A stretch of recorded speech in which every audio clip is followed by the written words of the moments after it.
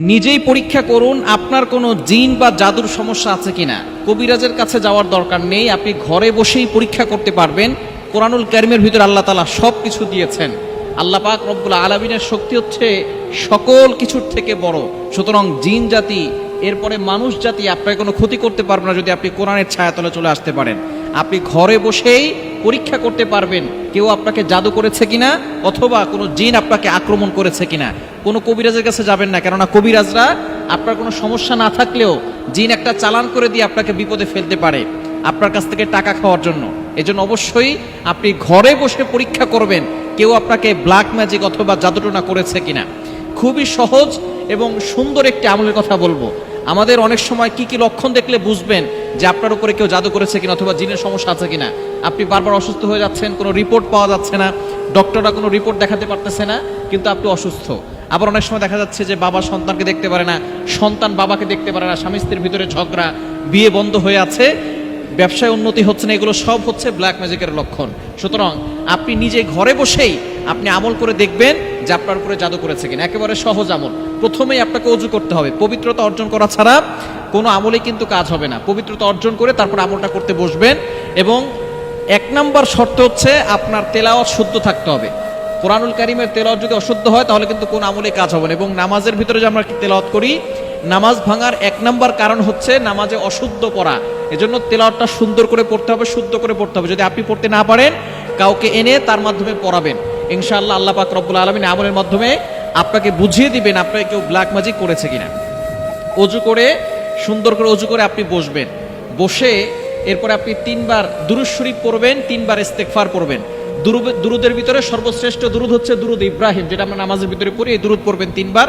ইস্তেগফার, আস্তাগফিরুল্লাহ রাব্বি মিন কুল্লি যামবি ওয়া আতুবু ইলাইহি লা হাওলা ওয়ালা কুওয়াতা ইল্লা বিল্লাহিল আলিয়্যিল আযীম। এটা 3 বার করে পড়বেন। পড়ে এরপরে আপনি বাম হাতে আপনার বাম হাতটা নেবেন। বাম হাতটা নিয়ে এখানে ফু দিবেন।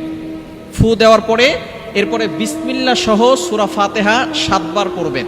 বিসমিল্লাহির রহমানির রহিম পড়ে সূরা ফাতিহা 1 বার পড়ে এখানে ফু দিবেন। এভাবে 7 বার সূরা ফাতিহা পড়ে 7টা ফু দিবেন। এরপরে আবারও বিসমিল্লাহ সহকারে সূরা ফালাক 3 বার পড়বেন, 3 বারই ফু দিবেন। এরপরে বিসমিল্লাহ সহকারে সূরা নাস 3 বার পড়বেন, এরপরে এখানে ফু দিবেন। ফু দেওয়ার পরে আপনি হাতটাকে মুষ্টিবদ্ধ করে রাখবেন 2 থেকে 3 মিনিট অথবা 5 মিনিট আপনি হাতটাকে মুষ্টিবদ্ধ করে রাখবেন। এরপর আপনি কিছুক্ষণ পরে 3 মিনিট অথবা 4 মিনিট পরে আপনি হাতটাকে খুলবেন।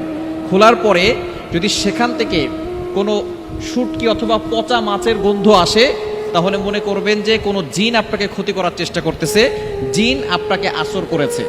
শুটকি অথবা পচা মাছ এরকম যদি কোনো দুর্গন্ধ আপনার এই হাতের মুষ্টি থেকে আসে মনে করবেন কোনো জিন আপনাকে ক্ষতি করতেছে। আর যদি আপনি সেখান থেকে কোনো পায়খানার গন্ধ অথবা কোনো ডাস্টবিনের গন্ধ অথবা কোনো দুর্গন্ধ আপনি বুঝতে পারেন তাহলে মনে করবেন কেউ আপনাকে ব্ল্যাক ম্যাজিক করেছে, জাদুটোনা করেছে। এই হাতের মুষ্টি থেকে যদি আপনি দুর্গন্ধ পান মনে করবেন কেউ আপনাকে ব্ল্যাক ম্যাজিক করেছে অথবা জাদুটোনা করেছে। খুবই সহজে আমলগুলো আপনি অবশ্যই শুদ্ধ তেলাওয়াত দিয়ে করতে হবে। এবং যদি আপনি মনে করেন যে আপনার হাত থেকে দুর্গন্ধ আসতেছে এবং আপনি বুঝতে পারতেছেন না তাহলে আমলটা আবারও করবেন। করে তারপর যদি দেখেন যে আপনার হাত থেকে দুর্গন্ধ আসতেছে অবশ্যই কোনো রাকির সাথে পরামর্শ করবেন, অথবা আপনি 5 ওয়াক্ত নামাজ মাস্ট বি পড়বেন। কেননা সুস্থ থাকতে হলে জিন, জাদুটোনা, ব্ল্যাক ম্যাজিক, কুফরি কালাম থেকে বাঁচার জন্য অবশ্যই আপনাকে 5 ওয়াক্ত নামাজ পড়তে হবে। নামাজ না পড়লে কোনো আমলে কোনো তদবিরে কাজ হবে না। 5 ওয়াক্ত নামাজ পড়বেন। নামাজের পরে আয়াতুল কুরসি আর 4 কুল সূরা কাফিরুন, ইখলাস, ফালাক, নাস এটা পড়ে বুকে ফু দিবেন আর হাতে ফু দিয়ে পুরো শরীরে মাসাজ করবেন। শরীর বন্ধ থাকবে, ঘুমানোর আগেও আমল করবেন। ইনশাআল্লাহ শরীর বন্ধ থাকবে, দুনিয়ার কোনো শক্তি আপনাকে ক্ষতি করতে পারবে না ইনশাআল্লাহ।